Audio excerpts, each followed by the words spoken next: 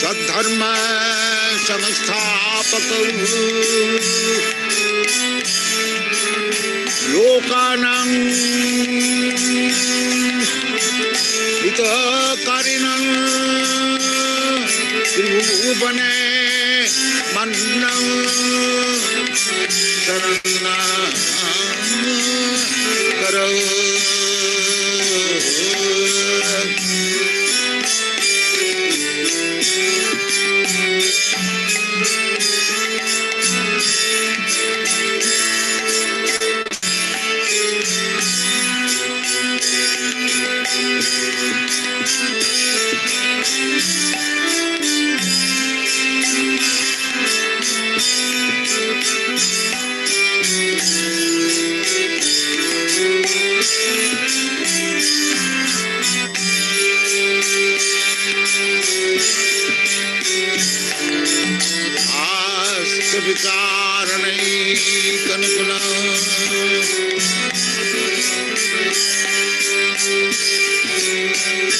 धर्म संस्थापक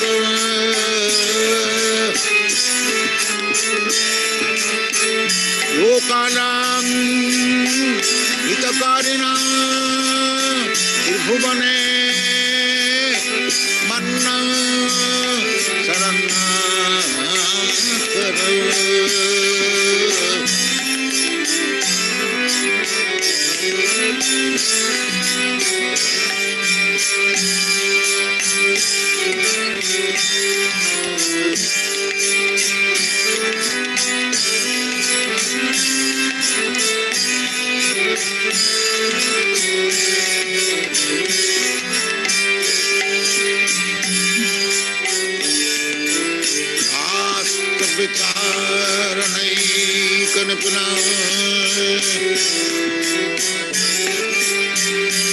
धर्म संस्थापक लोकानां हितकारिणां त्रिभुवने मन्नं Sarana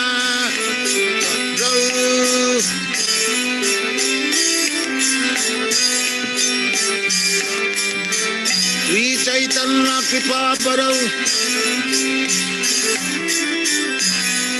Lokanang Hitakarina Tribhumane Manna Sarana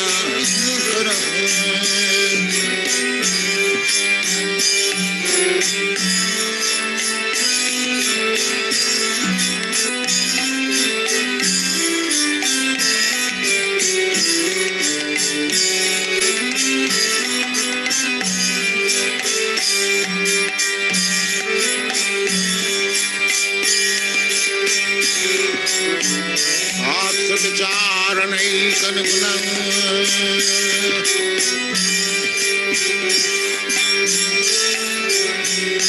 Dharma Samastapakam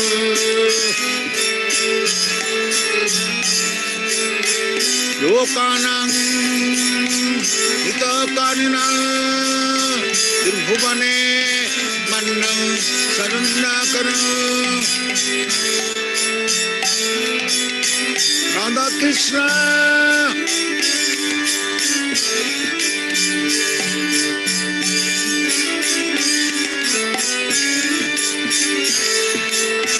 Radha Krishna Padaravindav Bhajanamritav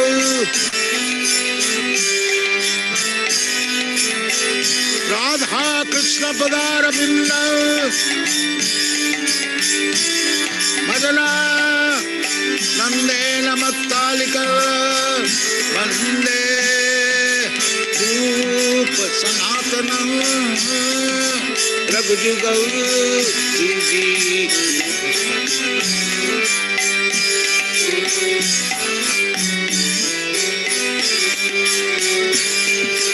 Krishna Kitana Dana Nattala Parau Prema Maniti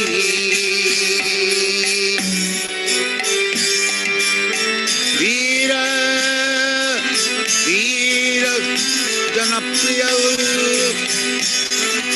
Prema Udita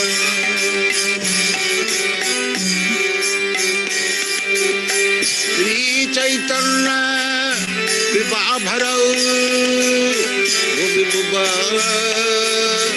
Maranta Rakau Bande Rupa Sanatana Yakurinda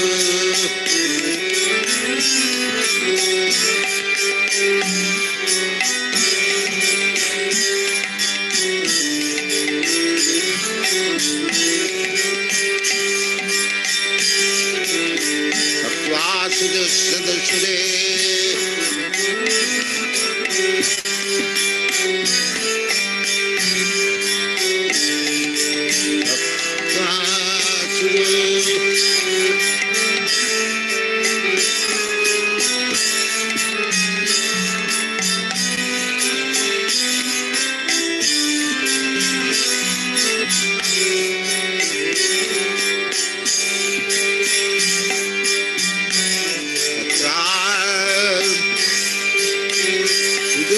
Sudev Sukarajya Lakshmi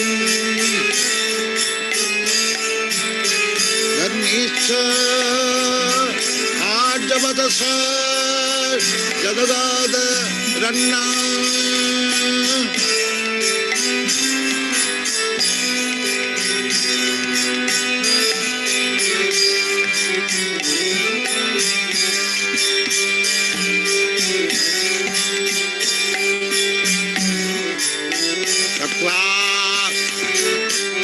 Mandalasani Sada Tuchava Uttvadi Nagane Sato Karunaya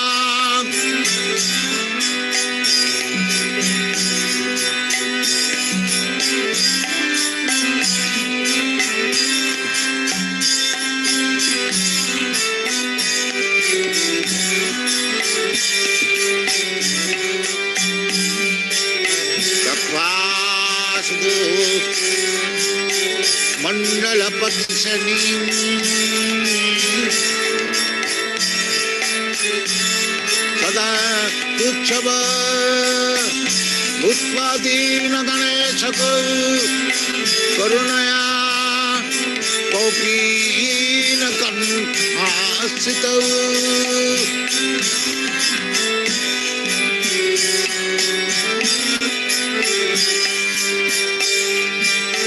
Gopi bhavara samritabdalahari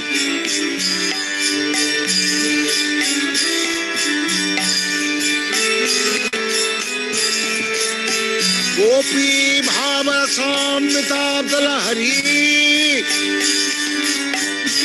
Kallo lamagnam mahan Bande rupa sanatana Raghu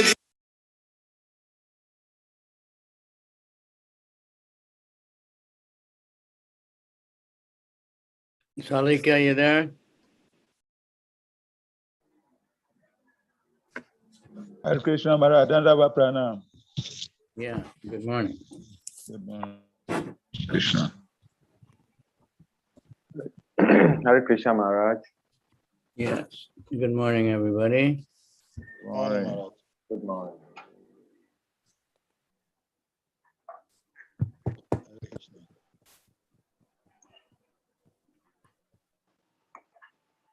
Okay. Yesterday, how far did we get? We finished that second canto, chapter 2, up to 28. Is that right?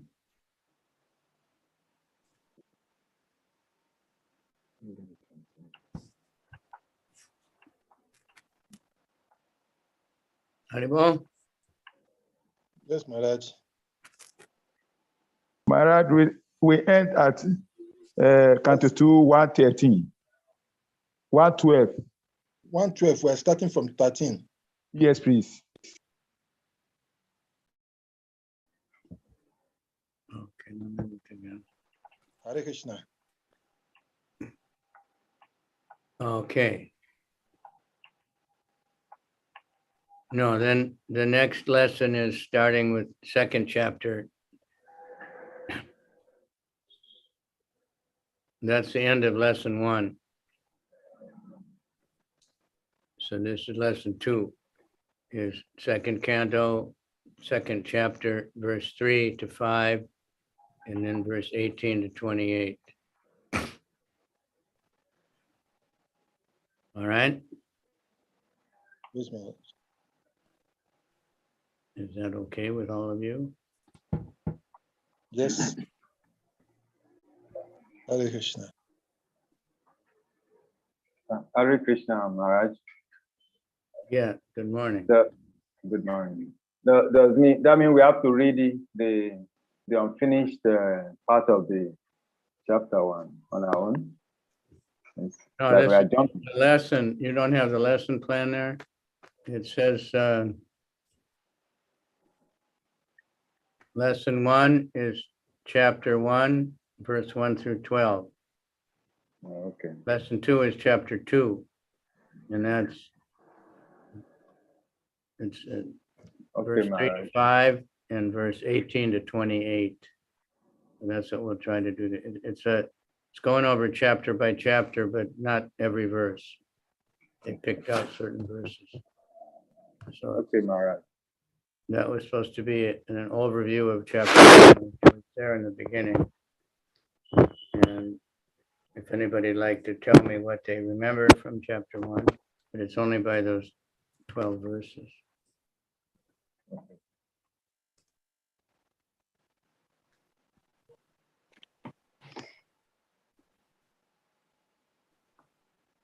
Om Namo Bhagavate Vasudevaya. Om Namo Bhagavate Vasudevaya. Om Namo Bhagavate Vasudevaya.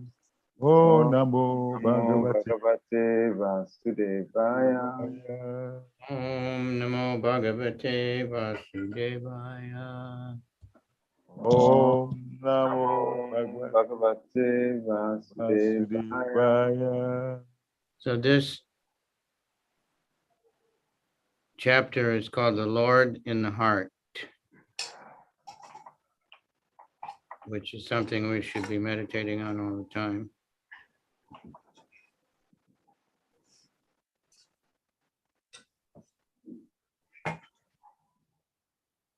Text 3, the lesson is starting with text 3.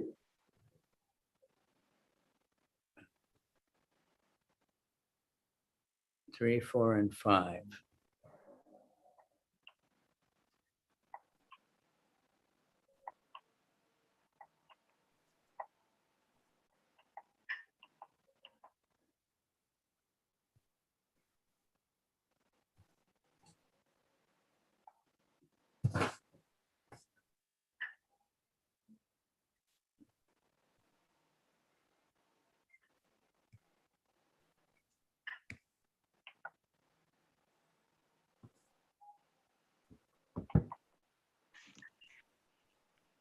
So let's get started. Nama Om Vishnu Padaya Krishna Prestaya Bhutale Srimate Bhakti Vedanta Swamin Iti Namane Namaste Saraswati Devi Gauravani Pracharane Nirvisesha Sunyavadi Paschatya Desu Tarane Panchakalpa Trubhyascha Kripa Sindhubhya Evacha Patitanam Pavanebhyo Vaishnave Bhyo Namaha.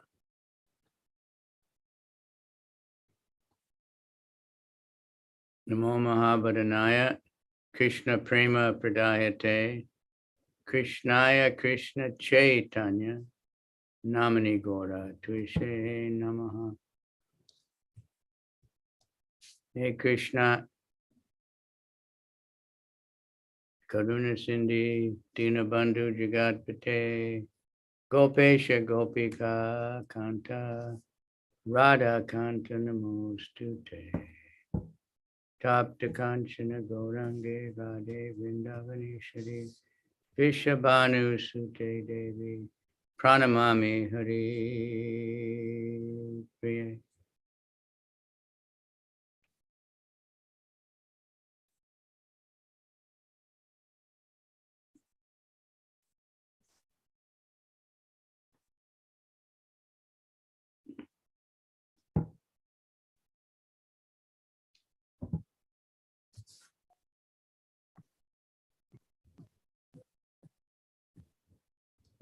Idam Bhagavatam Nama Purana Brahma Samhitam Uttama Shloka Charitam Chakada Bhagavan Rishi Nishaya Saya Lokasya Danyam Shwastayanam Mahat.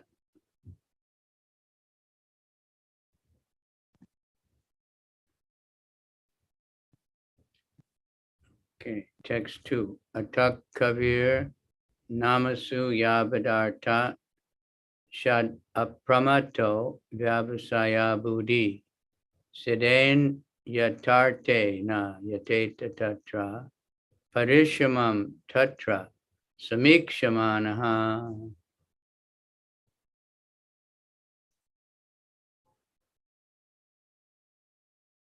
going to go over the word for word.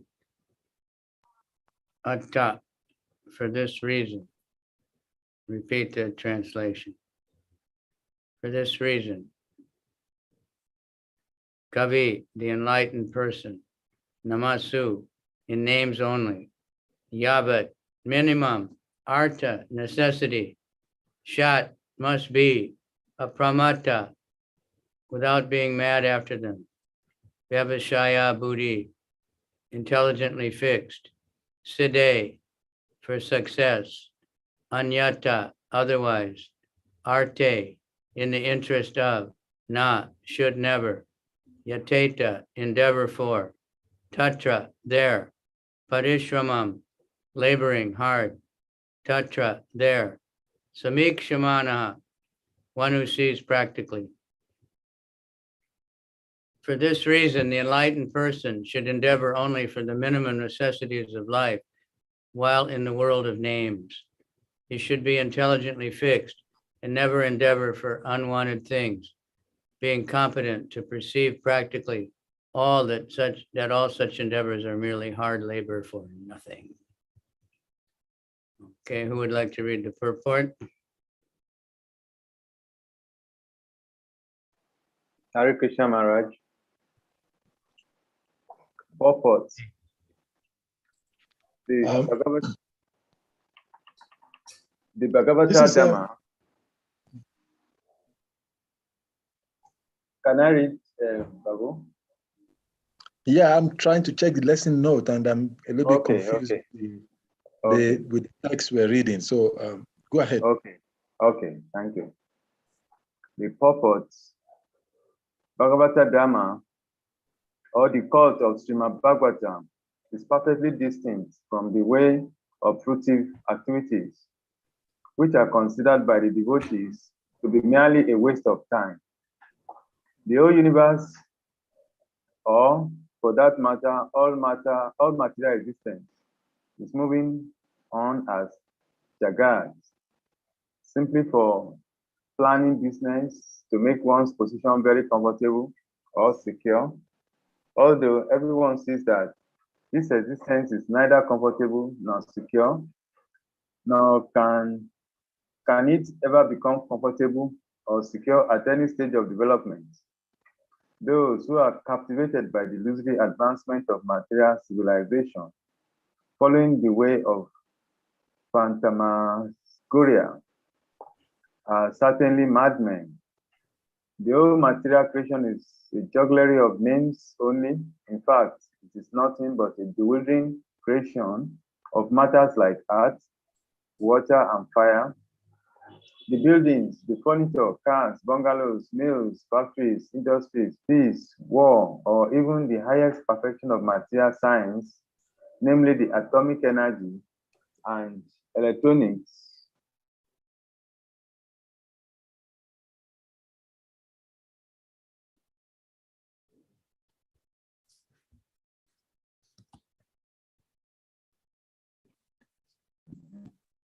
sorry. Did somebody get cut off or what? Somebody trying to come online. I've blocked the person. Sorry for the interruption. That's the way it goes. Okay. Well, even namely atomic energy, electronics are all bewildering names of material elements with their concomitant reactions of three modes. Since the devotee of the Lord knows them perfectly well, is not interested in creating unwanted things for a situation which is not at all reality, but simply names of no more significance than the babbles of sea waves. The great kings, leaders, and soldiers fight with one another in order to perpetuate their names in history. They are forgotten in due course of time, and they make place for another era in history. But the devotee realizes how much history and historical persons are useless products of flickering time. The fruitive worker aspires after a big fortune in the matter of wealth, women, and worldly adoration. But those who are fixed in perfect reality are not at all interested in such false things. For them, it is all a waste of time. Since every second of human life is important, an enlightened man should be very careful to utilize time very consciously. 1 second of human life wasted in the vain research of planning happiness in the material world can never be replaced, even by spending millions of coins of gold. Therefore, the transcendentalist desiring freedom from the clutches of Maya or the illusory activities of life is warned herewith not to be captivated by the external features of fruitive actors. Human life is never meant for sense gratification, but for self-realization. Srimad Bhagavatam instructs us solely on this subject from the very beginning to the end. Human life is simply meant for self-realization. The civilization which aims at this utmost perfection never indulges in creating unwanted things, and such a perfectional civilization prepares men only to accept the bare necessities of life, or to follow the principles of the best use of a bad bargain. Our material bodies and our lives in that connection are bad bargains because the living entity is actually spirit, and spiritual advancement of the living entity is absolutely necessary. Human life is intended for the realization of this important factor, and one should act accordingly, accepting only the bearnesses of life and depending more on God's gifts without diversion of human energy for any other purpose, such as being mad for material enjoyment. Such materialistic advancement of civilization is called the civilization of the demons, which ultimately ends in wars and scarcity. The transcendentalist is specifically warned herewith to be fixed in mind, so that even if there is difficulty in plain living and high thinking, he will not budge even an inch from his stark determination. For a transcendentalist, it is a suicidal policy to be intimately in touch with the sense gratifiers of the world, because such a policy will frustrate the ultimate gain of life. Sukadeva Goswami met Maharaj Parikshit when the latter felt a necessity for such a meeting. It is the duty of a transcendentalist to help persons who desire real salvation and to support the cause of salvation. One might note that Sukadeva Goswami never met Maharaj Parikshit while he was ruling as a great king. For a transcendentalist, the mode of activities is explained in the next sloka. All right, so that's a really big purport, right? Yes. There's a few words there. Does anybody know what fruitive means? Prabhupada uses that word a lot. Fruitless activities. Worthless activities. Fruitive. Fruitive, okay. Fruitive activities, somebody working for money and then for sense gratification. Yeah. It's not a common word in modern English, but it means enjoying or possessing, capable of producing fruit. Trying to enjoy, working just to get your own pleasure, enjoyment. How about phantasmagoria? That's Nigeria. Illusion. It means illusion. Illusory.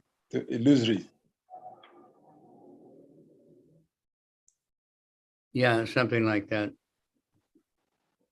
The definition, the dictionary is a sequence of real or imaginary images, like those seen in a dream. That's what the material life is all about. So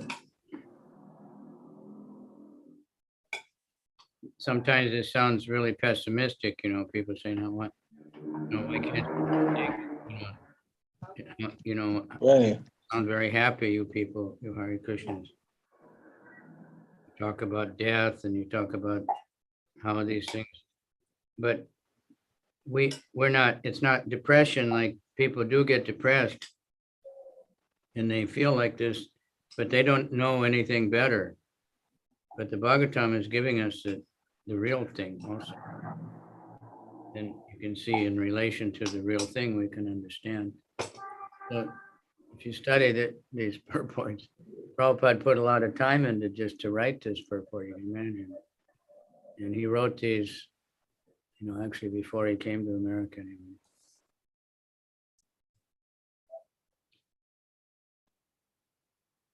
So it covers it, we think that we need so many things to be happy. And that's the phantasmagoria.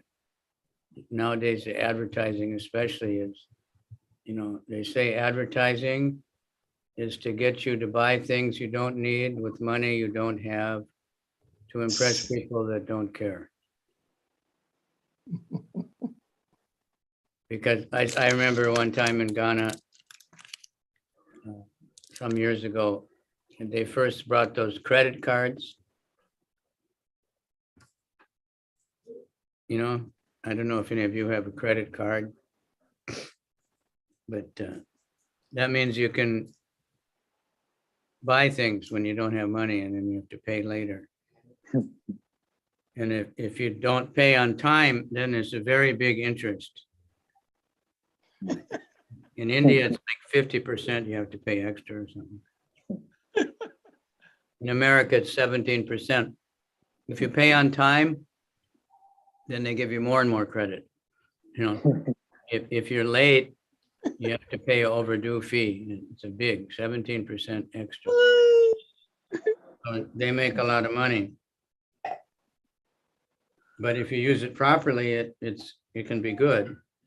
But anyway, there was a big billboard I saw in Ghana, and it showed a girl with all dressed up, and around her there were so many new shoes and purses, and it showed a big picture of this credit card, Visa card, and it said, now you can buy whatever you want.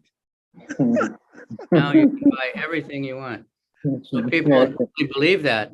You just hand them that card now online, you just touch it, you know, in the stop, you just touch that card to the machine and blap, your money's gone before you know what happened. So, you know, a lot of people in the West, they don't even have money ever. They just carve, you know, they have all this automatic, you just do on your phone. You just touch your phone to the thing. Bam, finished. Just take a picture of some code they have and the money is gone. So you have to work really hard and your job automatically puts the money in the bank. So it's dragging people crazy. And it affects our devotees because they're coming from that background. We say we should do farming. Yeah, first buy me a tractor, build me a big house, give me a big amount of money to get started, some servants. You know, it doesn't work that way. But all these things people are so mad after, they're just phantasmagoria. Prabhupada mentions atomic energy and electronics, which at that time wasn't a big deal. But now it's, you know, really taking over more and more, the electronics. In Tokyo, there's a big electronics market. And some years ago, the same stuff wasn't everywhere. People came from all over the world just madly buying electronic goods, the latest thing from Japan. Now you can get them even in Africa. You can get everywhere the same thing. Hare Krishna Maharaj. Yeah. Please, how do we differentiate between working hard to earn money to enhance Krishna consciousness and working very hard for ourselves? Because the two are so close sometimes that you wonder whether you are actually working for yourself or you're working to, because the devotees also struggle so hard to raise money to take care of different projects. Yeah, well, if we get too after money, even if it's supposed to be for Krishna, like it's happened, sometimes devotees forget. They just say, first we'll get the money, and then we'll do all these wonderful things. But they get so caught up trying to get money that they never get it. All right. So we have to be careful, you know, that we're not just trying to get money for projects. We're trying to give people Krishna, you know, and when we're asking for donations, we're trying to engage people in Krishna's service.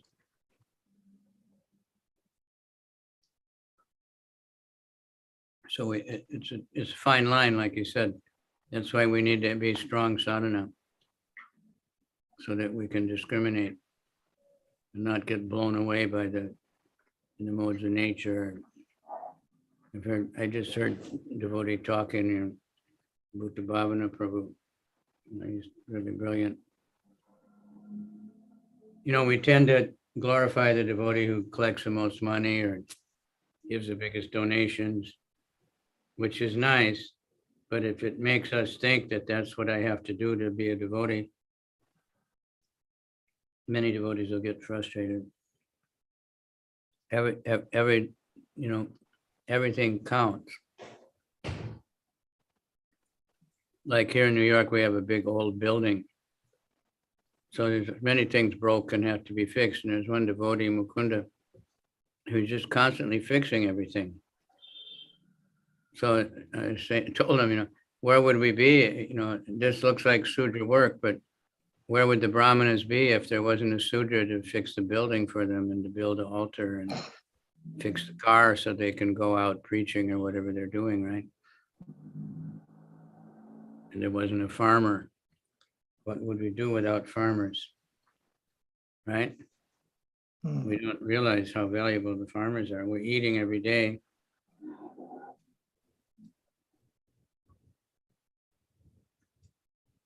But thinking, who wants to be a farmer?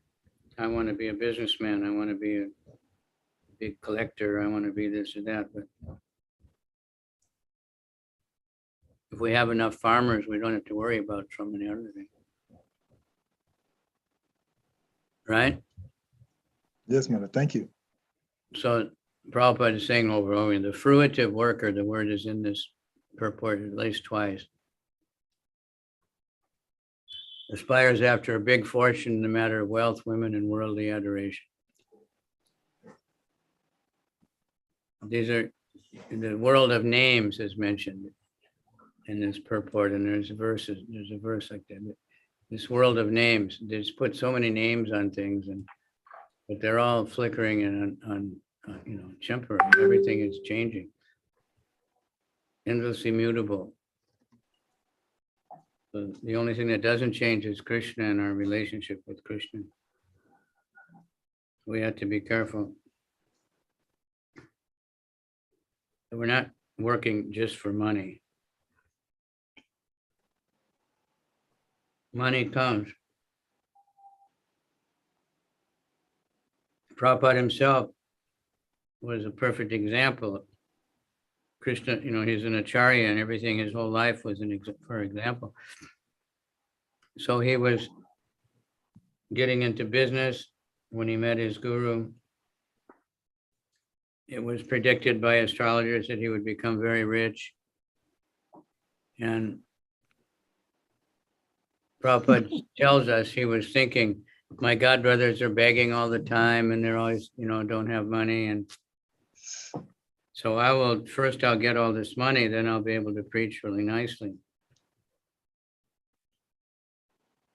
But then he started out doing good, but then the business fell apart. And Prabhupada says Krishna dismantled everything. And then Krishna took it away, and he took it as a special favor. But he just preached and preached and preached, and he was never begging for money. Even when he first came to America, he met rich people. He didn't ask for money; he just tried to engage them. But then he ended up getting, billions.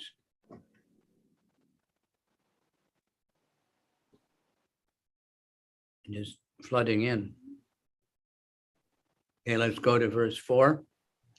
Satcham chitto kim kashipu paraishar baho swasiddhe yap pabar hanai kim satyanjalo kim purudana patya digval kalado satikim dukulai. When there are ample earthly flats to lie on, what is the necessity of cots and beds? When one can use his own arms, what is the necessity of a pillow? When one can use the palms of his hands, what is the necessity of varieties of utensils?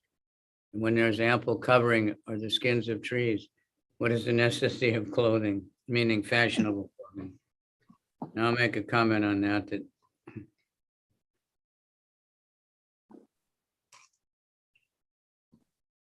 when I was staying in Lagos Temple in the men's ashram, they had these big foam mattresses. And they weren't using any bed sheets. Those things were so dirty, they stink, you know, but they were thinking I need this soft bed. So I finally said, you got to throw them all out. There's no way to clean them. And I think Baladev Prabhu was there from Chopati. All those brahmacharis in Chopati who come from rich families, they all have master's degrees. They're sleeping on a bamboo mat, you know, that's about 2 millimeters thick. And the Africans are sleeping on this 10-inch foam mat, which is soaked up like 20 gallons of sweat and who knows what else. So unclean.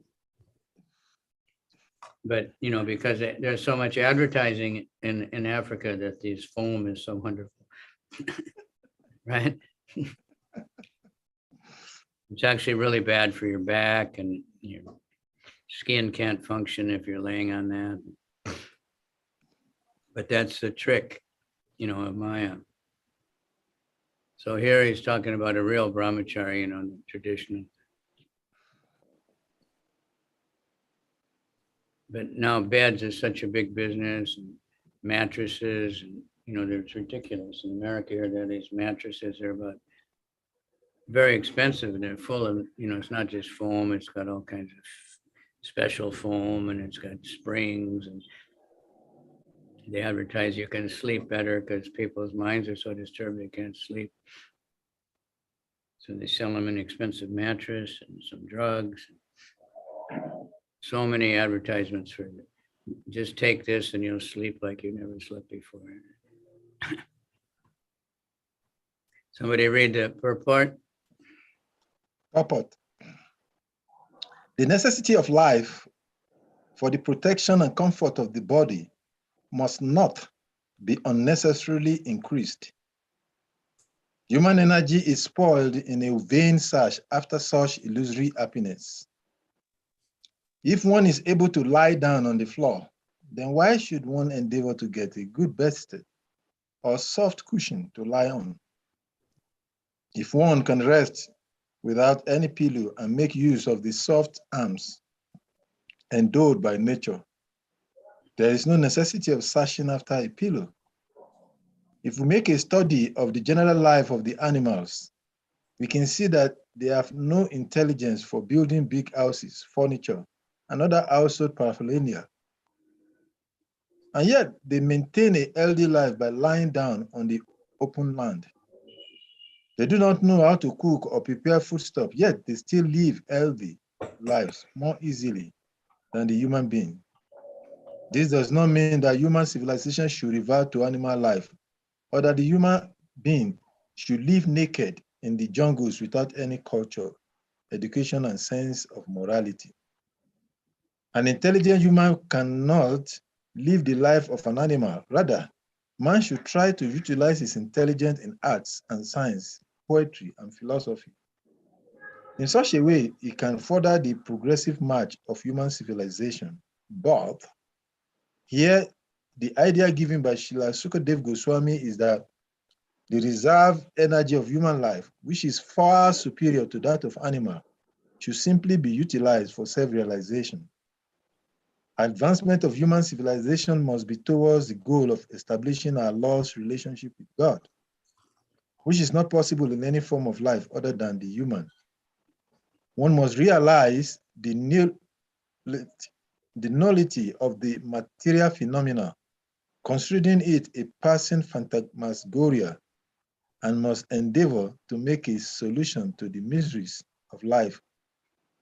Self-complacency with a polished life of a polished type of animal civilization geared to sense gratification is delusion, and such a civilization is not worthy of the name.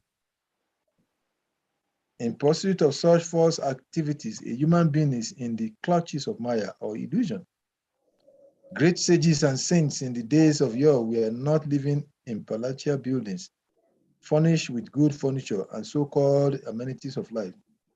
They used to live in huts and groves and sit on the flat ground, and yet they have left immense treasure of high knowledge with all perfection.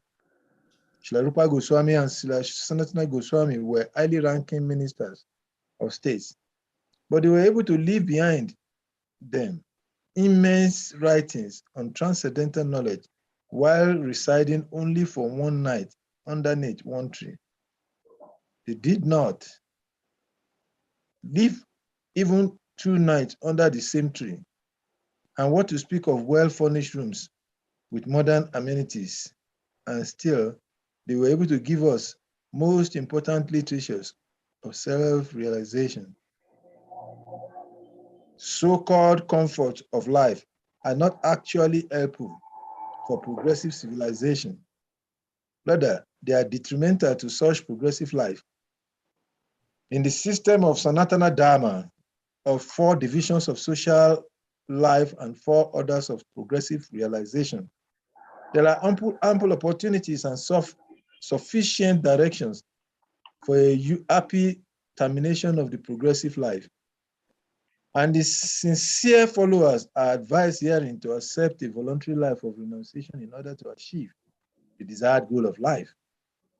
If one is not accustomed to abiding by the life of renunciation and self-abnegation from the beginning, one should try to get into the habit of at a later stage of life, as recommended by Srila Sukadeva Goswami, and that will help one to achieve the desired success. Hare Krishna. Okay, there's a lot of good stuff there. Yep. You see Phantasmagoria again. You know Hiranyakashipu, right? Yeah. What does that mean? The word Kashipu. Hiranya. Is gold. Hiranya means gold. Kashi. Kashiku means soft bed. Yeah, like a cushion. Cushion, Kashipu. Cushion. The word cushion comes from Kashipu. So this is what people want, and it's advertised everywhere. You know, in Indonesia, because of tourists, they become wealthy, and everywhere was advertisement. This is the best mattress in the world. This one is, you know, like floating on a cloud. You know, big, very expensive imported mattresses from all over, but for thousands of years, people slept just on a nice little cotton bed, which is much more comfortable. Same thing in Africa. Some of those foam rubber beds that you have there in Africa, if I lie down and I can't get out in the morning, I sink down so deep into it. Someone has to pull me out of it. Then it takes me a half hour to get my back working again. Much better to sleep on a thin mat on the floor. That's actually much more healthy also. And it makes it easier to get up. But they want to sleep. People, they don't like their life, so they want whatever they can do to sleep more. But all these things are there. So Bhagavatam is, you know, very powerful. If someone is very rich, you don't say you have to give it all up, but you have to chant Hare Krishna. But you see now some of these richest men in the world, they don't even buy a fancy house or furniture or anything. They sleep in their office. You know, they're not attached to. They don't buy fancy clothes or anything. You know, the poor people buy all that stuff, so they will look rich. The rich people, they just work and invest their money and get more money. They don't throw it away whimsically. Anyway, we don't have to live, you know, like the jungle people. But in some sense we should, because they're more simple living. They work together. The community is organized. We can have decent facilities, but not luxury. Like Vrindavan, Mathura is called Tapovan. It's a forest for tapasya. That's where Dhruva went for tapasya. That's where Prahlad told Hiranyakasipu to go to Vrindavan and do tapasya. You know, the Goswamis went there. But now they're advertising everywhere, luxury apartments, all amenities, you know, everything, everything, so you can live just like you're still in Delhi or New York. Now, that's, in one sense, it's Krishna's trick to get these kind of people to stay in Vrindavan for some time. But they're too attached to those things, they don't stay very long. But it's meant for tapasya. But tapasya means if you follow the regulated principles, chant the holy name. Okay, if you're rich, you can live opulently. But if you're not rich, don't try to get rich, you know, before you can be a devotee. Just chant the holy name. And Krishna will take care of your basic necessities. That's the idea. So at least at the later stage of life, you know, one should be able to leave it. Like so many great kings we read about.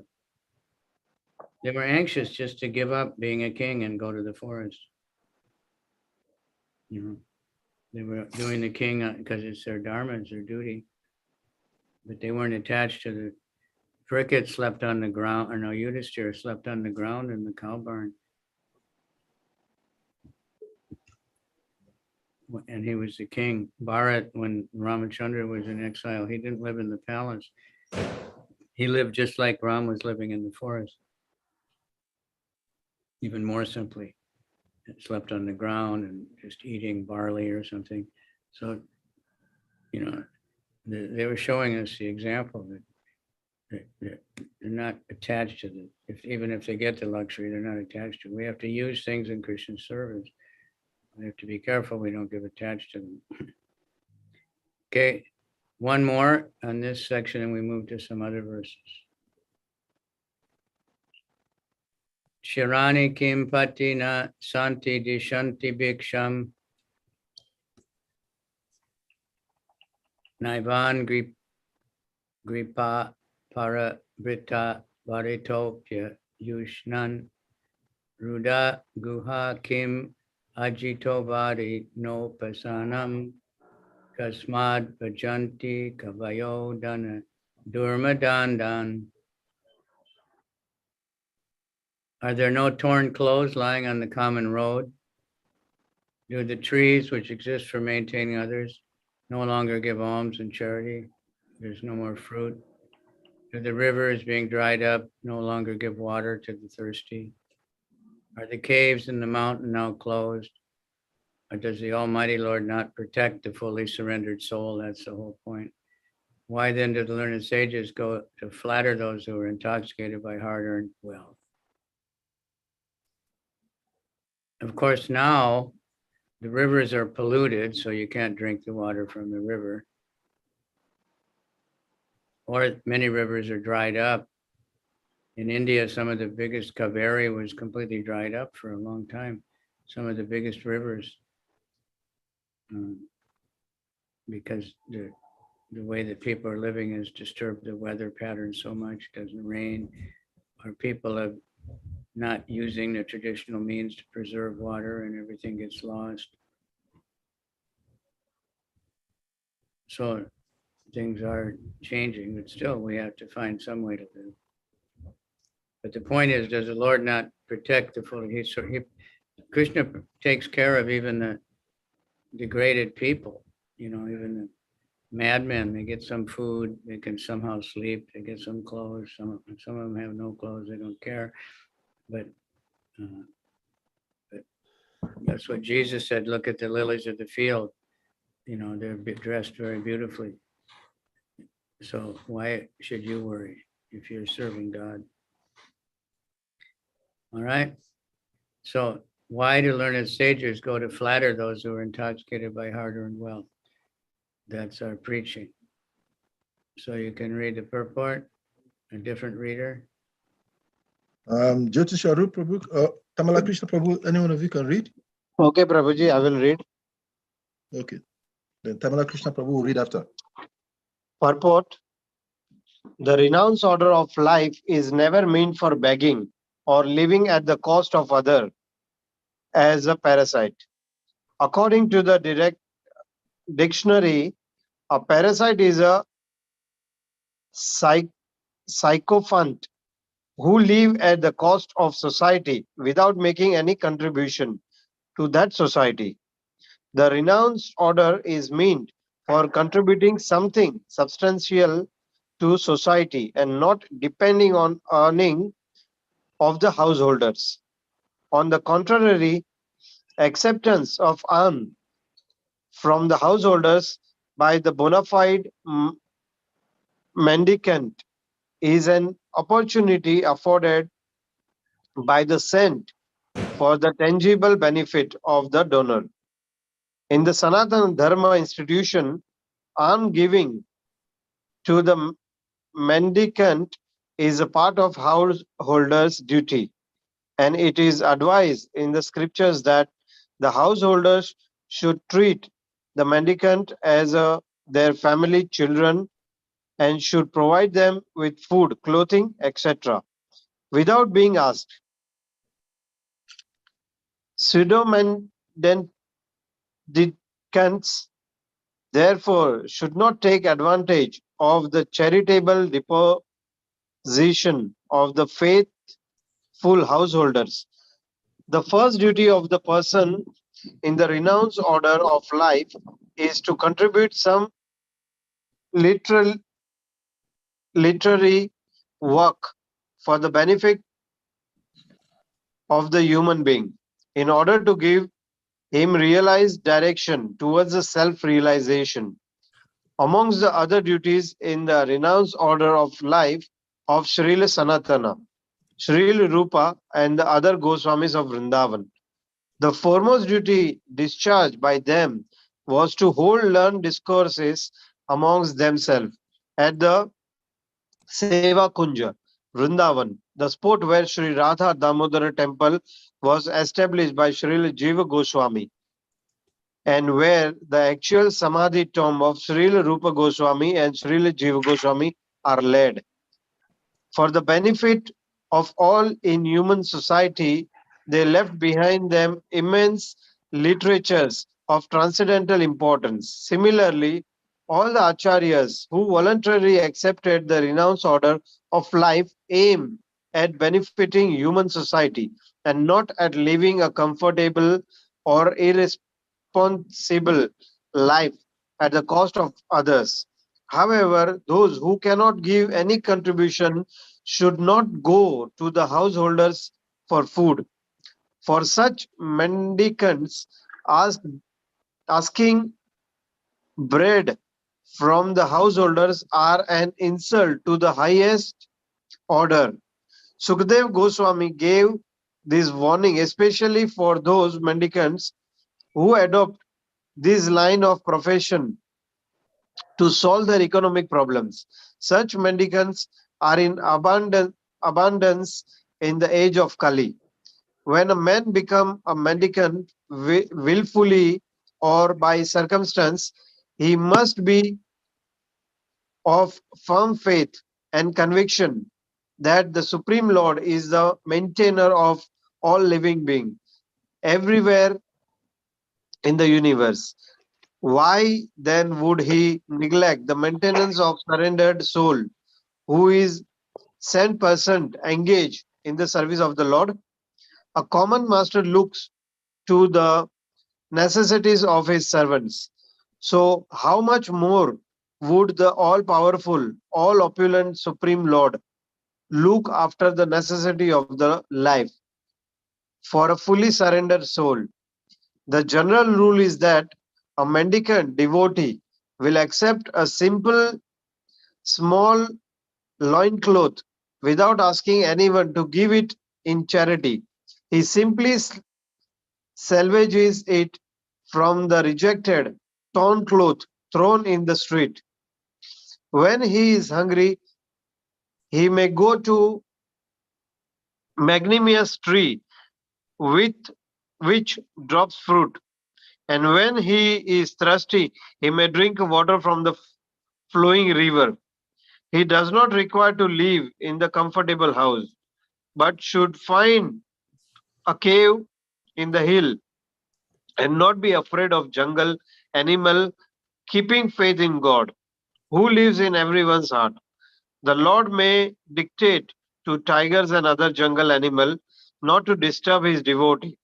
Haridas Thakur, a great devotee of the Lord Sri Chaitanya, used to live in such a cave, and by a chance, a great venomous snake was a co-partner of the cave. Some admirer of Thakur Haridas, who had to visit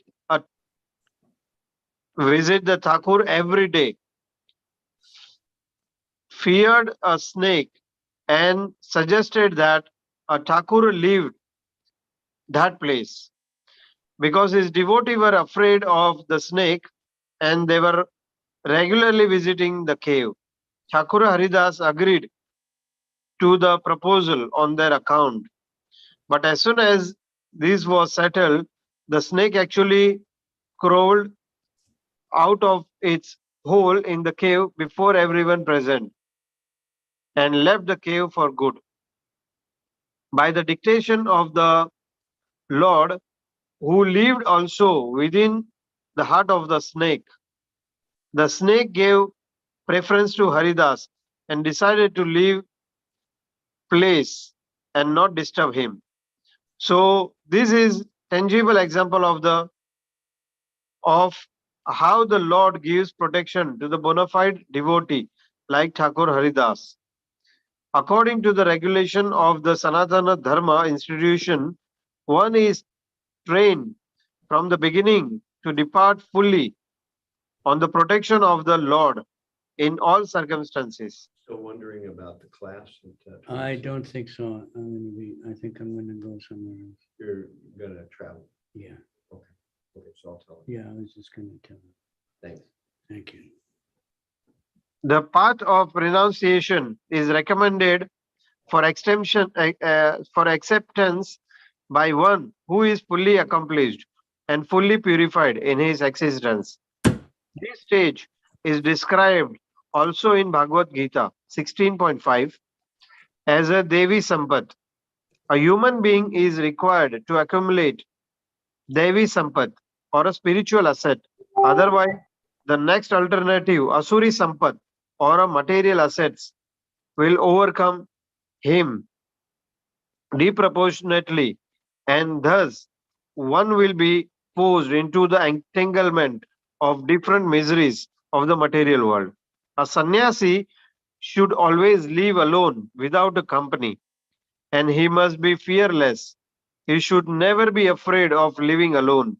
Although he is never alone, the Lord is residing in everyone's heart, and unless one is purified by the prescribed process, one will feel that he is alone.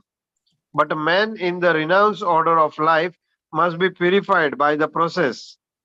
Thus, he will feel the presence of the Lord everywhere and will have nothing to fear, such as a being without any company.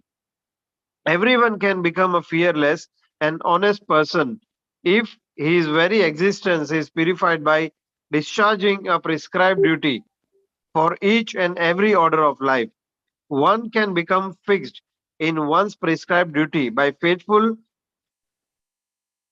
oral reception of Vedic instruction and assimilation of the essence of Vedic knowledge by devotional service of the Lord.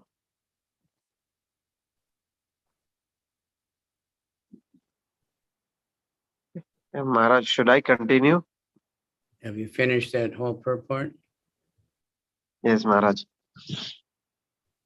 Okay, would somebody like to comment on that? I mean, this is like huge I can see how they picked out these 3 verses for the study, but there's so much in these purports. The whole Bhagavatam is there. The one side, the actual proper vision of what the material world is all about.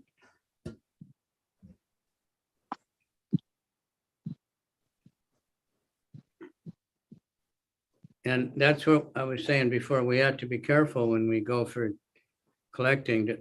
If we really have the mood that, it's all for Krishna, and maintaining your own life is also for Krishna if you're a devotee, but, minimally, you don't want to live too opulently. It's possible sometimes a devotee can live very opulently,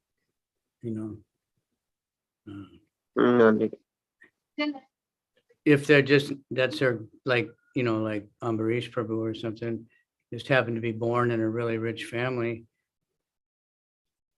But he's not after money. Now he's trying to collect money to build the TOVP, but he also gave so much of his own money. So, and he's working really hard for it. And he wanted to engage everybody, because when people donate for Krishna, it's for their benefit. Otherwise, they just have their wealth. And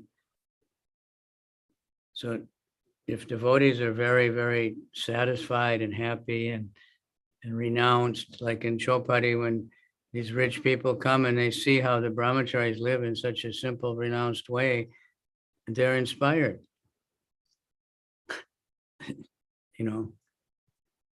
They're inspired by that.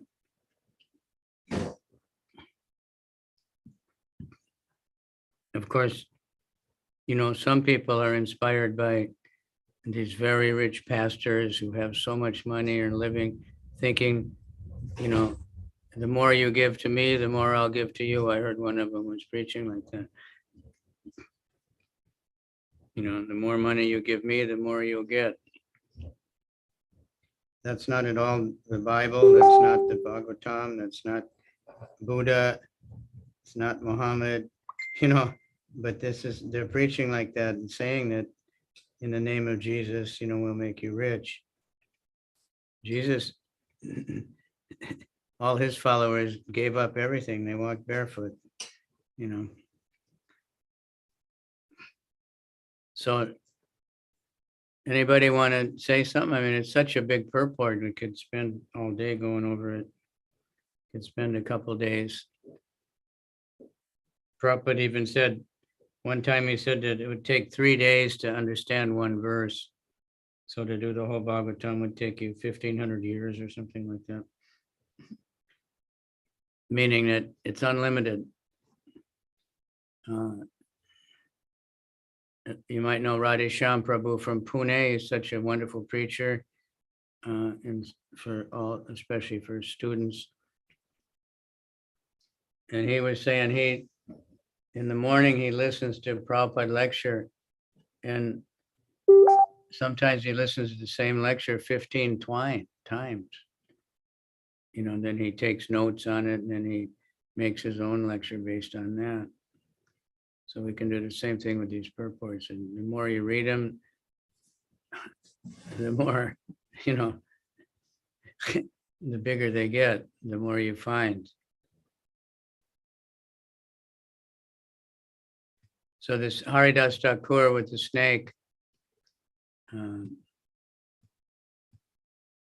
snake moved, and Prabhupada said the snake and the super soul in the heart of the snake said to get out of here. It's disturbing, Haridas. It wasn't disturbing Haridas at all, but the other people who came to take darshan of Haridas, they were afraid of the snake.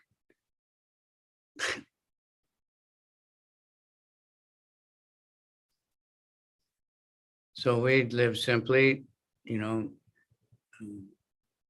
devotee dress is simple, the haircut is simple.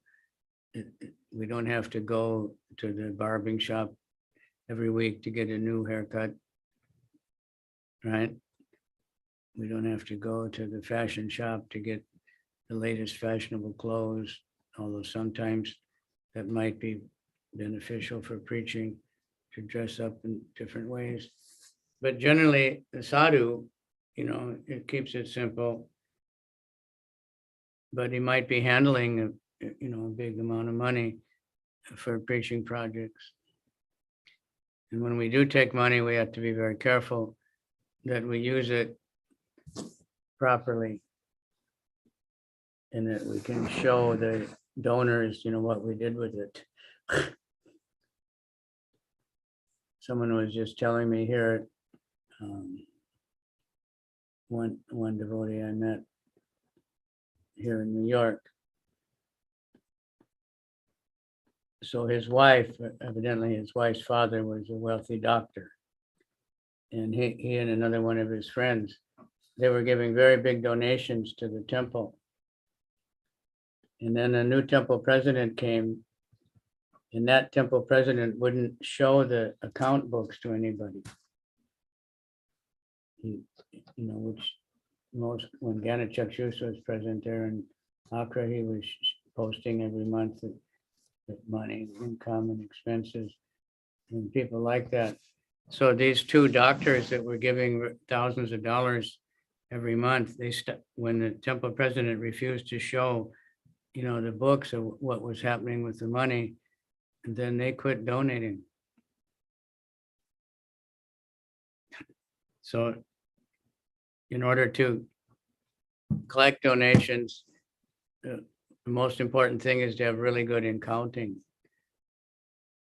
and be able to show everybody, this is what we get, this is what we're spending, this is what we need for this is what we need for that, and then people are encouraged, because especially the rich Indians they want to give because maybe they're motivated. They know it's their yajna, it's their dharma, and they like to give it. All right. Okay. Now we move to text number 18.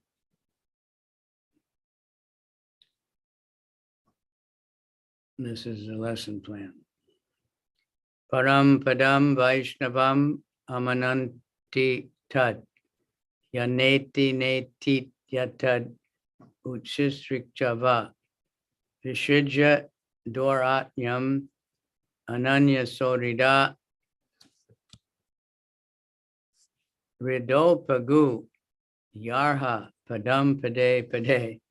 Some very tricky Sanskrit words here. Param, the supreme. Padam, situation. Vaishnavam, in relation with the personality of Godhead. Atmananti, do they know? Tat, that. Yat, which. Not iti, that not is. Not iti, not this. Not this. Not iti, twice. Iti, thus. Atat, godless. Uchriskrichava, those who desire to avoid. Vrishidya, giving it up. Doratnyam,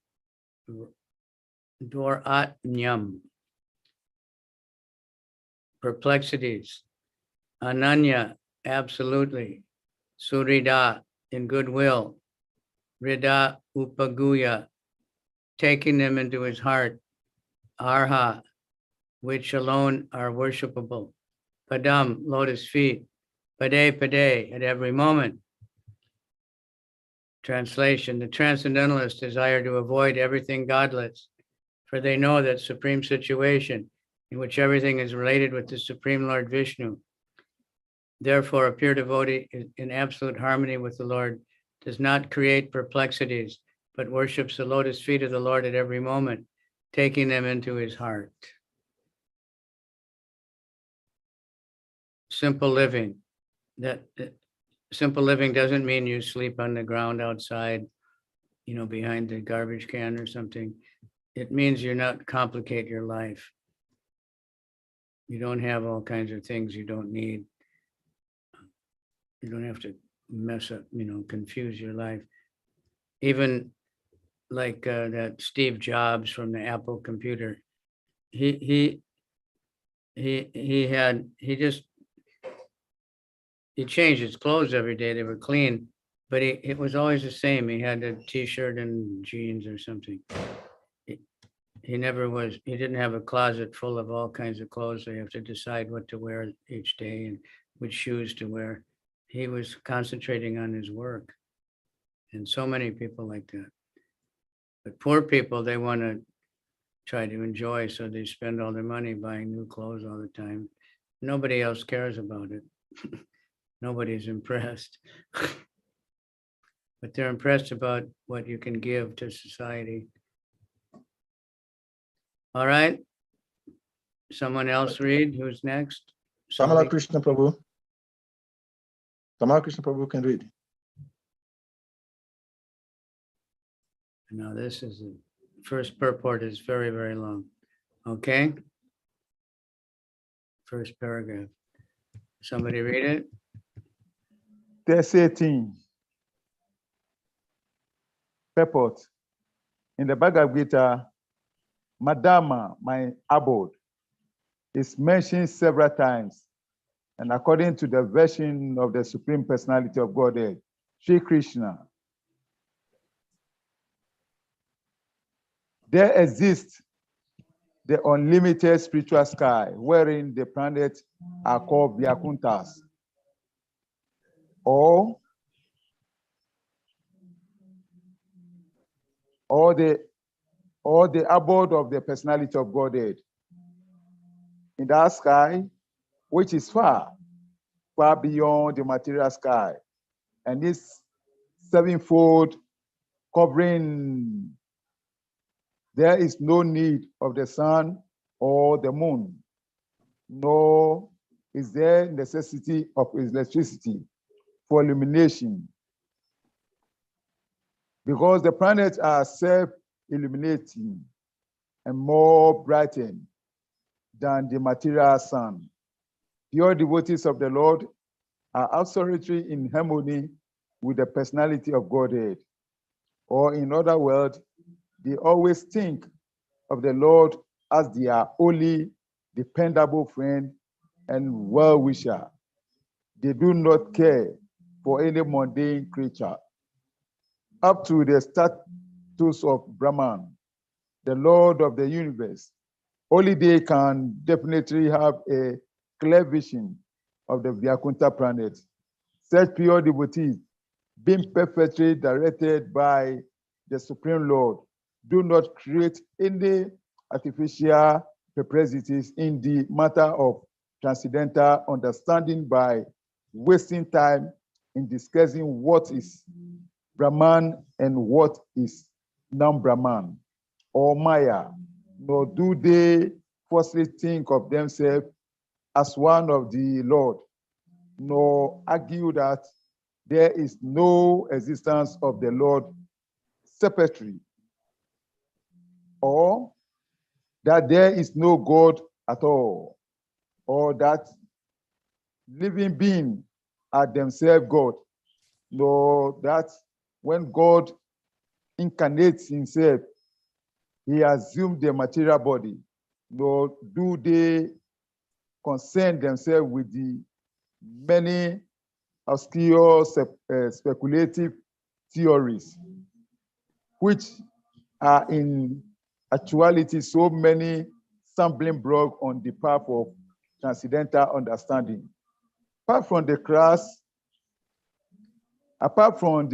of impersonalists or non-devotees, there are also class who pose themselves as devotees of the Lord, but at heart maintain the idea of salvation by becoming one with the impersonal Brahman.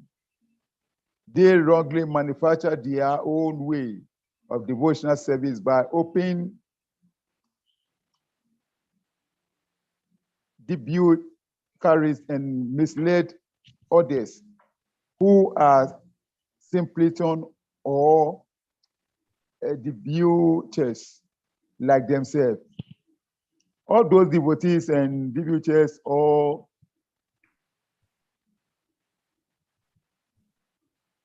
all those non-devotees and devotees are, according to Vaibhava Chakrabarti, the Ratma, or crooked soul in the dress of Mahatmas or great souls.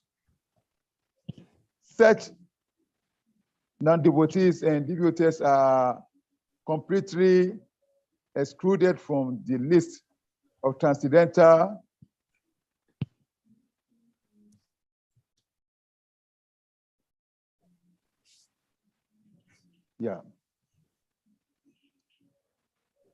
including from the list of transcendental by presentation of this particular verse by Sukadev Goswami.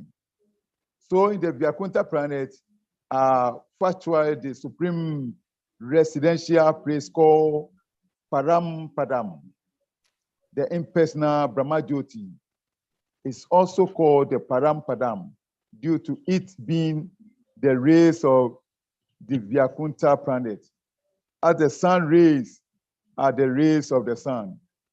In the Bhagavad Gita 14:27, it is clearly said that the impersonal Brahmajyoti rests on the person of the Lord. And because everything rests on the Brahmajyoti directly and indirectly, everything is generated from the Lord. Everything rests on him. And after annihilation, everything is merged in him only. Therefore, nothing is independent of him. A pure devotee of the Lord no longer wastes valuable time in discriminating the Brahman from non-Brahman, because he knows perfectly well that the Lord Brahman, by the Brahman energy, is interwoven in everything, and thus everything is looking upon, opened by the devotee as the property of the Lord. The devotee tries to engage everything in his service and does not create perplexities by force loading it over the creation of the Lord. He is so faithful that he engages himself as well as everything else in the transcendental loving service of the Lord. In everything, the devotee sees the Lord and he sees everything in the Lord. The specific disturbance created by a duratma or crooked soul is due to his maintaining that the transcendental form of the Lord is something material. Hare Krishna. Okay. Yes. Now, one thing is important. If you find words you don't know, don't skip over them, because we might miss out on a lot of the meaning. That's why we have dictionaries. Who knows what debauchee means? When you read it, you just went dooch, Debauchee, do you know the word, what it means? Because Prabhupada uses it quite often. Yes, Maharaj. Anybody know what it means? Disgusting.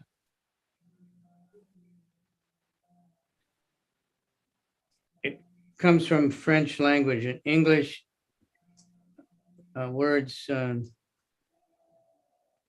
mostly come from German and French. Or the French words are these tricky ones, are hard to pronounce. And it means a person who is given to excessive indulgence in sensual pleasures.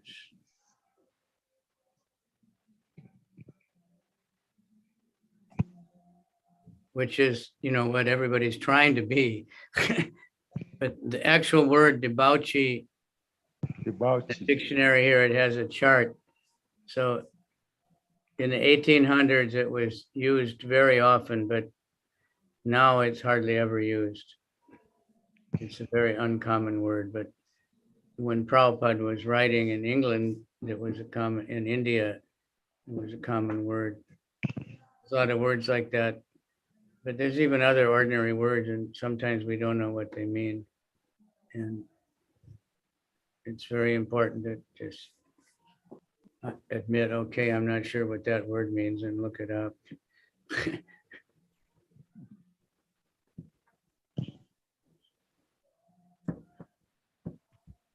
Okay, so again, here the stress is that the Krishna is the origin. Brahmano hi pratishtaham. He's the source of the Brahman. The yogis, and Buddhists, and different people, they're thinking that this Brahman effulgence is the ultimate. And that Krishna is like some imaginary thing that comes from that. I was talking to one boy that had been reading a lot of Mayavadi Bhagavad Gitas, and he just couldn't understand that. Even I kept showing him what it says. And there was a bright light. We were outside in New York, and it was night. And I said, you see that light? So, that light is made by a person, and we can't see the actual light bulb. We just see the light. So that's the way it is. They get blinded by the light and think it's supreme because they can't see that behind it is Krishna. Who knows the Ishopanishad, where Hiranmayena Patrena, that verse?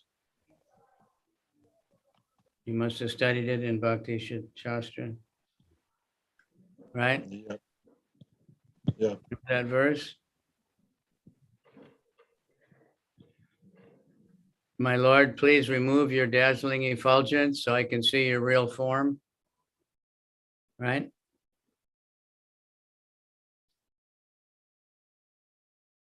Who knows it?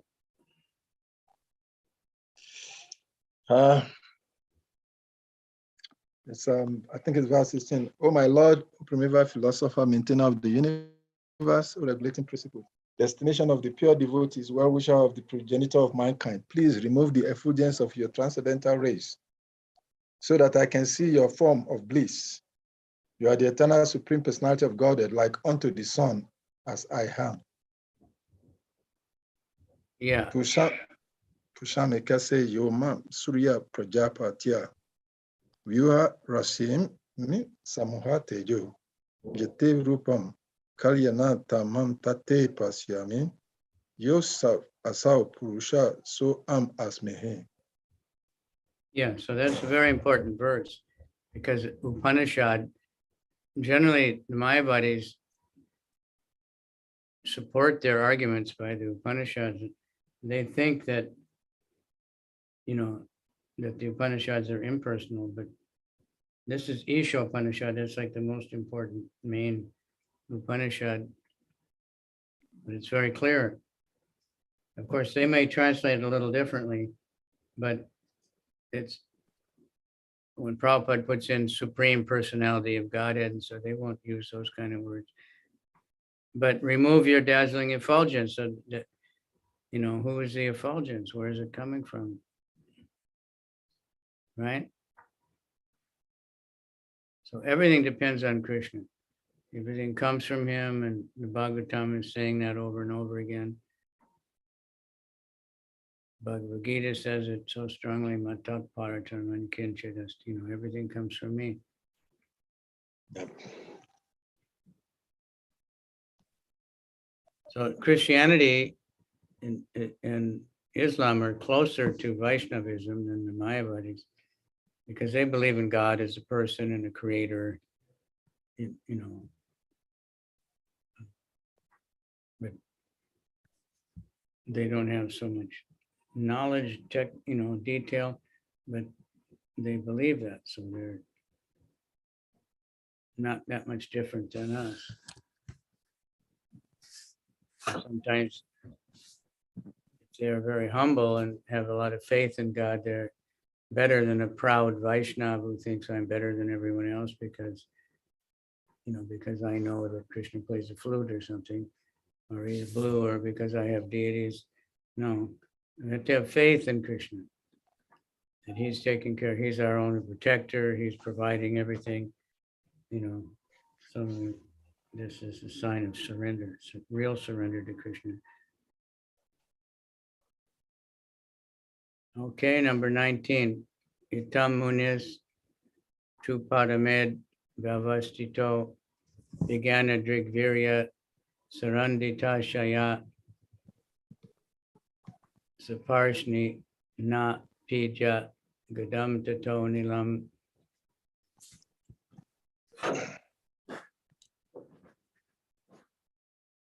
Staneshu Satsuna Maya Jita Klama. By the strength of scientific knowledge, one should be well situated in absolute realization and thus be able to extinguish all material desires. That would be nice, huh? One should then give up the material body by blocking the air hole through which the stool is evacuated and the heel of one's foot and lifting the life air from one place to another in the 6 primary places. Now, this is explaining, how the yogis, by mechanical means, leave their body and then they can go wherever they want. But problem is they can get distracted. They see heavenly planets and they're not trying for, the devotees don't have to worry that Krishna just takes them. But if you try to do this, lifting the life airs up through the chakras and blasting out to the top of your head. But we should understand that Krishna is the Supreme Personality of God. When it says the 6 primary places, that means the chakras. Yogis talk about. There are many Duratmas. That's like the opposite of a Mahatma. Dur means bad. Who claim to have realized themselves as Brahman and yet are unable to conquer material desires. In the Bhagavad Gita, it is clearly explained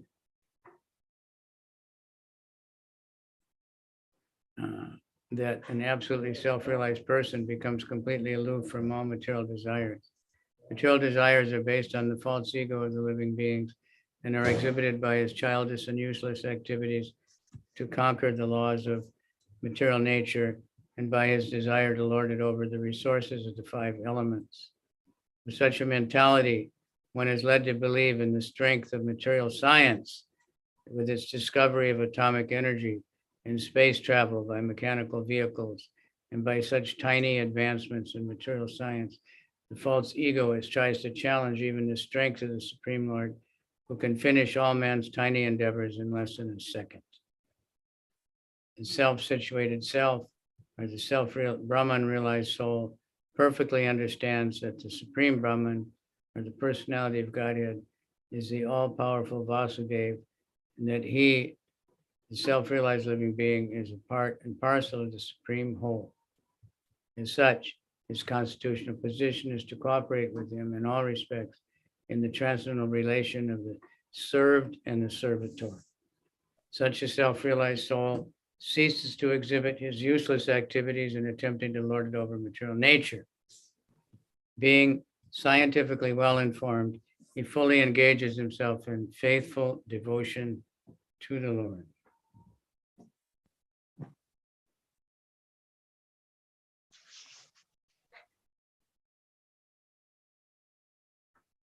Again, very strong. Our real position is servants of Krishna. But we're thinking, because the Kali Yuga, that all this scientific advancement is all we need. And, there's one now, this richest man in the world. You probably don't get so much of it in Africa, but the electric cars, and he says, he's going to colonize Mars to save Earth, because the Earth could be ruined any minute by all man's terrible activities. He's going to colonize Mars so we can go live in Mars and continue the human race. But Mars is not meant for our kind of bodies.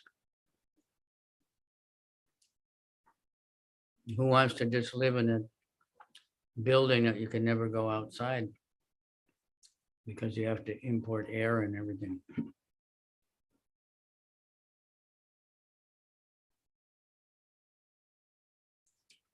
So extinguishing material desires, how can we do that? Anybody can tell me?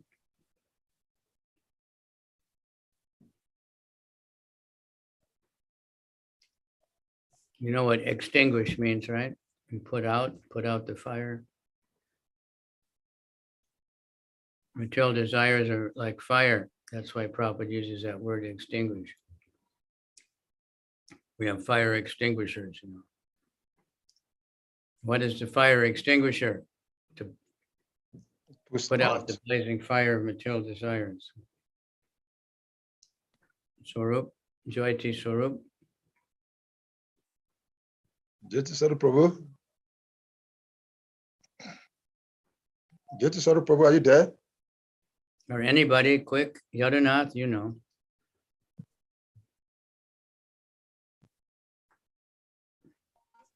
Hare Krishna Gurudev.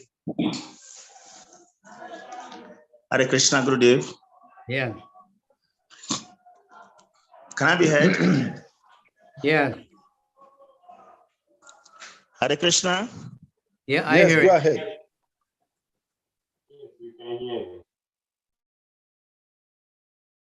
Go ahead. We can hear you. Hare Krishna. Yes, Yadunath Prabhu, you can go ahead. We can hear you. Okay. To extinguish material desires, first of all, we have to understand that Prabhupada motto for the movement, which says simple living, high thinking. Then we should take chant Mahamantra very nicely. Then whatever we desire, whatever come our way, should be used in the service of Guru and Krishna. Nothing should be for our own gratification. Can we have no desires? We may have desires, but our desires should be in line with service to Guru and Krishna. Yeah, that's the way to put out the material desires, is to have spiritual, flood it out with spiritual desires. We can't stop desiring. This is an illusion. The Mayavadis talk, give up all desires, think of nothing, you know, but it's impossible. The soul is sentient. But we can get spiritual desires. I want to chant the holy name. I want to eat prasadam even. That's a spiritual desire. You know, I want to go to the temple. I want to read the book. It's all, those are spiritual desires. We still want to do something, but we want to do things for Krishna. Then the material desires get replaced. So very good. Yeah, by chanting the holy name, by following the regulated principles. Prabhupada said there's so many sinful activities, but the root of the sinful activities is our four regulated principles. So when we take up those four regulated principles, we cut the root of the sinful desires, and gradually we conquer all of them. So, but we encourage people to chant the holy name, take prasadam, because then they'll get purified and they can, you know, get the desire to move on with these other things. All right. Anybody else want to comment there?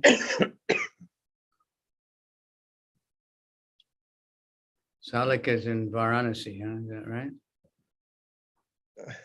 Yes, Mother. Mentally, I'm there. I'm there mentally. Yeah, we can travel by the mind. The speed of the mind is very fast.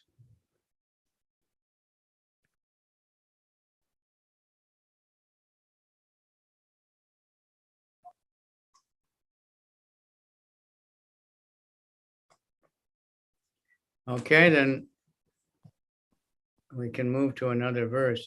Now, like each one of these purports is worthy of many hours of discussion. but we try to pull out the essence. And when you have a test, you know, that's basically what they're looking for.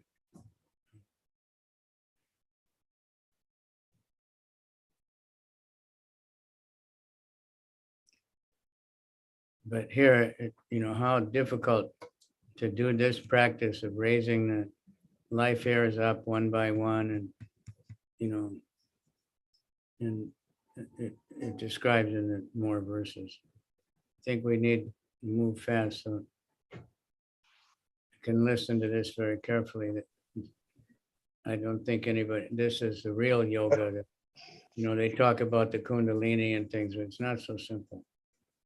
The meditative devotee should also slowly push up the life air from the navel to the heart, from there to the chest, and from there to the root of the palate. Then he should search out the proper places with intelligence. Okay, someone else read? Salika, you pick someone, you know them. Okay, Shitra Prabhu or Yadunath, any of you can read? Two of you, none of you have read today.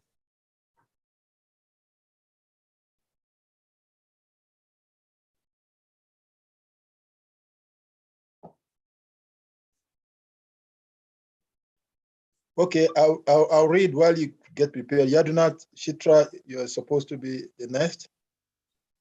There are 6 cycles of the movement of the life air. An intelligent Bhakti yogi should search out these places with intelligence and in a meditative mood. Among these, mentioned above is the Swadisthana Chakra, or the powerhouse of the life air. And above this, just below the abdomen and navel, is the Mani Puraka Chakra. When upper space is further searched out in the earth, one reaches the Anahata Chakra, and further up, when the life air is placed at the root of the palate, one reaches the Vishuddhi Chakra. All right, so you can't even get the names of these chakras, but this requires, after many, many years of meditative tapasya, living by himself, you know, in the cave or something, and practically never eating anything and just breathing. Finally, they can do this, maybe after hundreds of years. But the beauty of Bhakti yoga is you can do it all in one blow. I think the verse we read yesterday answered this question already. Yeah. What? The first canto, chapter 2, text 11. I think Shukadev Goswami gave the answers to all of this. Thereafter, the Bhakti yogi should push the life air up between the eyebrows, and then blocking the 7 outlets of the life air, blocking the anus, the genital, the nose, and the mouth, and the ears. He should maintain his aim of going back home, back to Godhead. If he's completely free from all desires for material enjoyment, he should then reach the cerebral hole at the top of his head. There's a little hole there. That's when the baby's born, that is very soft, open, and it closes up. And give up his material connections, having gone to the Supreme. Now that's if he has his mind fixed on the Supreme.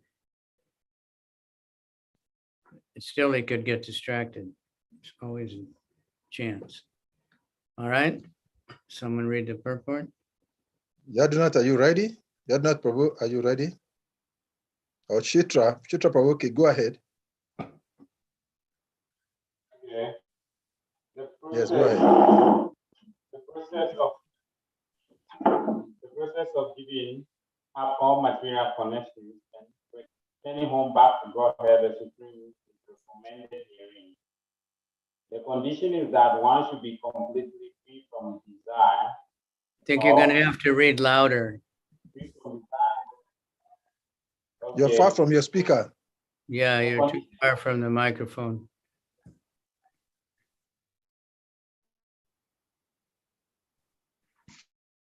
that one should be completely free. Is it okay? Yes. Okay. The condition that one should be completely free from desire for material enjoyment.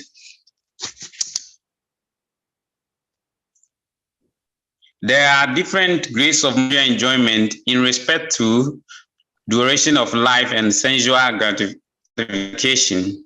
The highest plane of sensual enjoyment for the longest period of life is mentioned in the Bhagavad Gita, chapter 9:20.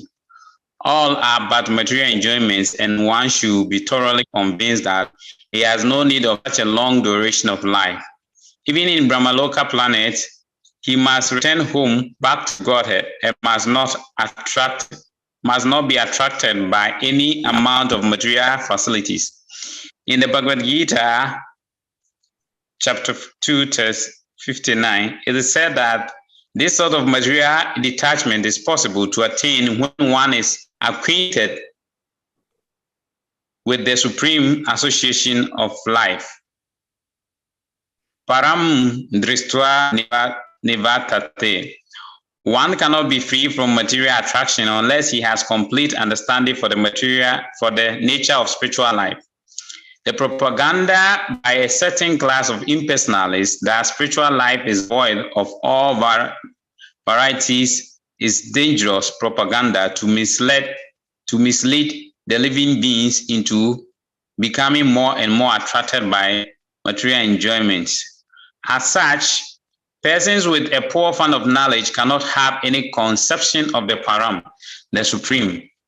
They try to stick to the varieties of material enjoyments, although they may flatter themselves as being Brahman realized souls. Such less intelligent persons cannot have any conception of the Param, as mentioned in this verse, and therefore they cannot reach the Supreme. The devotees have full knowledge of the spiritual world, personality of Godhead, and his transcendental association in unlimited spiritual planets called Vaikuntha Lokas. Herein, Akunta Dristi is mentioned. Akunta and Vaikuntha convey the same import, and only one who has his aim fixed upon the spiritual world and personal association with the Godhead can give up his material connections even while living in the material world. This Param and the Param Dharma mentioned in several places in the Bhagavad Gita are one and the same thing. One who goes to the Param Dharma does not return to the material world. This freedom is not possible even by reaching the topmost loka of the material world. The life air passes through 7 openings, namely 2 eyes, 2 nostrils, 2 ears, and 1 mouth. Generally, it passes through the mouth at the time of an ordinary man's death. But the yogi, as above mentioned, who controls the life air in his own way, generally releases the life air by puncturing the cerebral hole in the head. The yogi therefore blocks up all the above mentioned 7 openings so that the life air will naturally burst forth through the cerebral hole. This is the sure sign of a great devotee living the material connection. Hare Krishna. Hare Krishna. Yeah. Of course, if a devotee leaves through his mouth chanting Hare Krishna, that's very good. But these yogis, but we have that picture in the Bhagavad Gita of the yogi with the hair, down on the ground and going off, and he hasn't cut his fingernails for 50 years or something, and he's just sitting there, never moving. Finally, he can do that, by just concentrating on the life air in the body. It's not spiritual. They might concentrate on the super soul maybe, but a devotee doesn't have to worry. He just chants Hare Krishna and Krishna will take him to this Goloka or Vaikuntha, whatever he's attracted to. Okay, these are more simple. We don't have to have a lot of discussion. better to just read through them.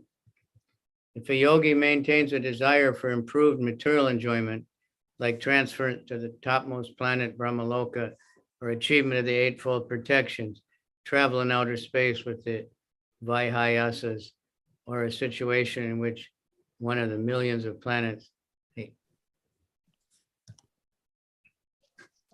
he has to take away with him the materially molded mind and senses.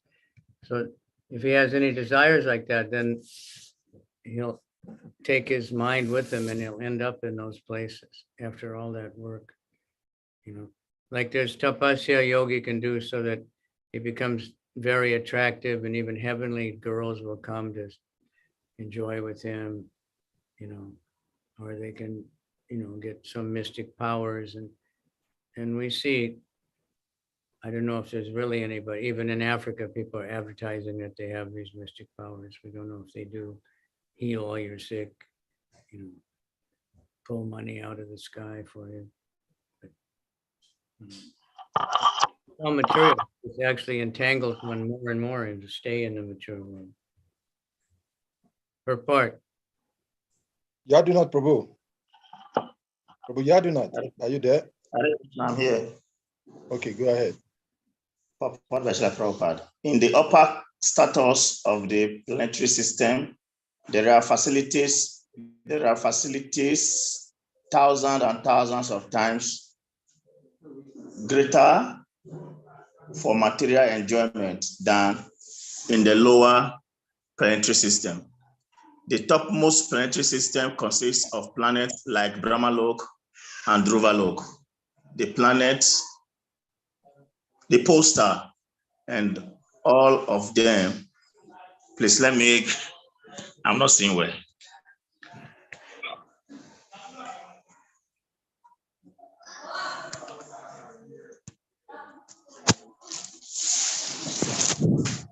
The purport has disappeared from my screen.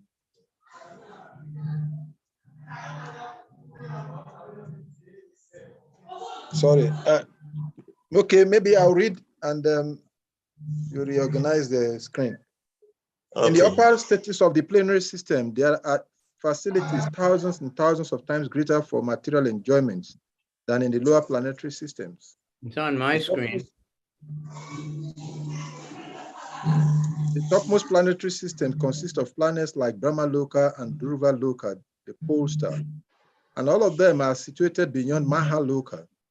The inhabitants of those planets are empowered with eightfold achievements of mystic perfection. They do not have to learn and practice the mystic process of yoga perfection and achieve the power of becoming small like a particle, animal city, or lighter than soft feather like Gima city. They do not have to get anything and everything from anywhere and everywhere, Prapti city, to become heavier than the heaviest, Mahima city, to act freely, even to create something wonderful or to annihilate anything at will, Isitwa city, to control all material elements, Vasistwa city. To possess such powers will never be frustrated in any desire, Prakaya city, or to assume any shape or form one may even whimsically desire, Kama Vasyayita city. All these expediencies are as common as natural gifts for the inhabitants of those higher planets. They do not require any mechanical help to travel in outer space, and they can move and travel at will from the planet to any other planet within no time. The inhabitants of the earth cannot move even to the nearest planet except by mechanical vehicles like spacecraft. But the highly talented inhabitants of such higher planets can do everything very easily. Since a materialist is generally inquisitive to experience what is actually in such planetary system, he wants to see everything personally. As an inquisitive person toured all over the world to gain direct local experience, the less intelligent transcendentalists similarly desire to have some experience of those planets about which he has had so many wonderful things. The yogi can, however, easily fulfill his desire by going there with the present materialistic mind and senses. The prime inclination of the materialistic mind is to lord it over the material world. And all the cities mentioned above are features of domination over the world. The devotees of the Lord are not ambitious to dominate a false and temporary phenomenon. On the contrary, a devotee wants to be dominated by the supreme predominator, the Lord. A desire to serve the Lord, the supreme predominator, is spiritual or transcendental. And one has to attain this purification of the mind and the senses to get admission into the spiritual kingdom. With the materialistic mind, one can reach the highest planet in this universe, but no one can enter into the kingdom of God. Senses are called spiritually purified when they are not involved in sense gratification. Senses require engagement, and when the senses are engaged totally in the transcendental loving service of the Lord, they have no chance to become contaminated by material infections. Hare Krishna. Okay, so we're almost finished for the day.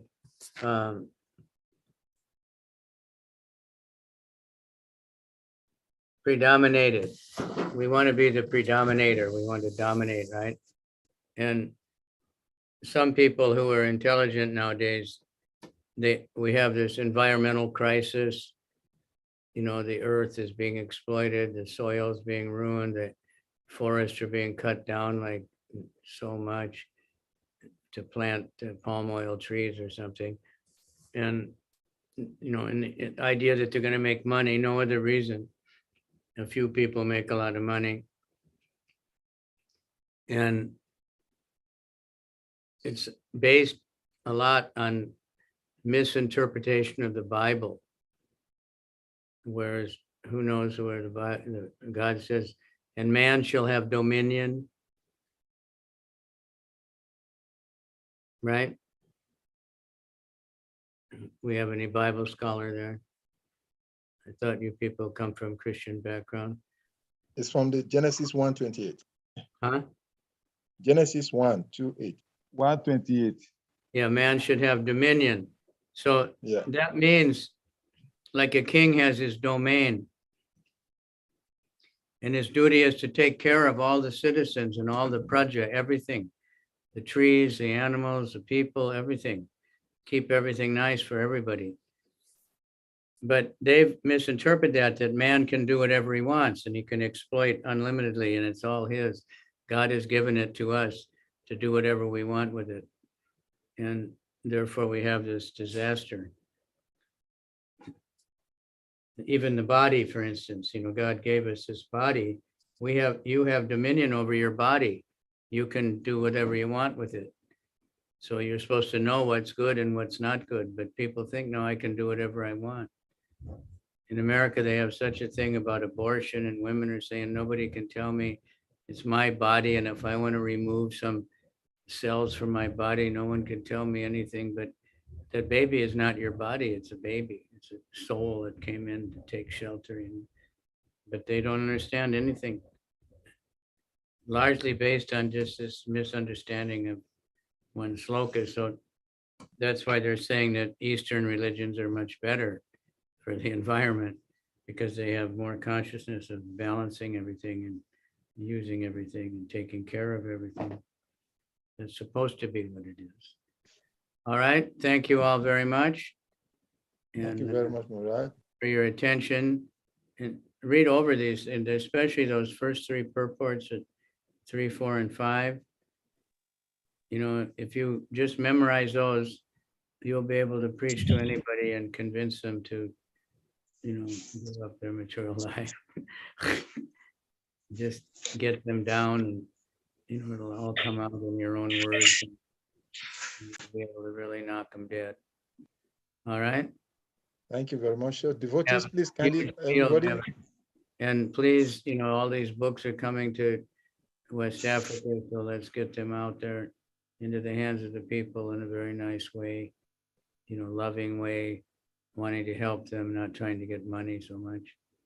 money will come, because doing the Harinam is a yagya, and doing the book distribution is a yagya, and from the yagya comes everything. And, and also grow your own food. Thank you. Get to the point where you don't have to buy any food. That would mean we have to change our diet sometimes, because we're addicted to using a lot of oil, things that we don't produce, but unnecessary and unhealthy things we don't need. Jai. Srimad Bhagavatam ki jai. Yay. So let us all loudly chant Hare Krishna to appreciate Or Maharaj. For Bhakti ki jai. Hare Hare Krishna, Hare Krishna, Hare Krishna, Hare Krishna Hare. Krishna, Hare Hare Ram, Hare Ram, Hare Ram Rama, Ram, Rama Hare. Rama. Hare Hare. Karpata Rubias Kripa Kripa Sindhya Sindhya Sajaskar, Patitanam Papa Patitanam Video, Papa Nidhi Vaishnaviyo Vaishnava. Nama. Goodness Kavicandra Swami Maharaj ki jai. Yeah. Vaishnava Thakur ki jai. Yeah. Assembled devotees. Yeah. Thank you very much, Tamakanish Prabhu.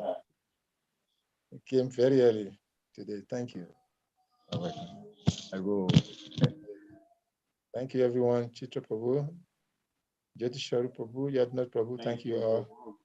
So we'll meet again next weekend. You all. Hare